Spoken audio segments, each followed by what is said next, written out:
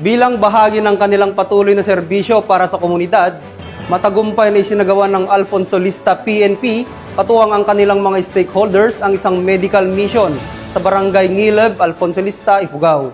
Nakatutok dyan si Patrolwoman Lizelle Digman.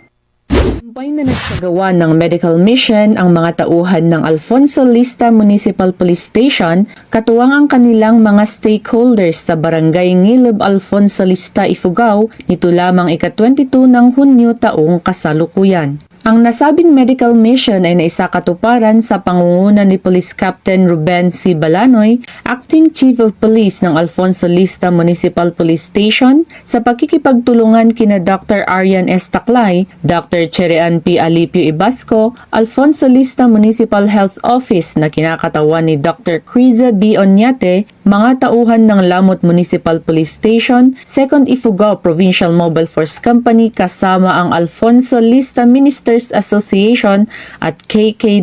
Alfonso Lista Chapter.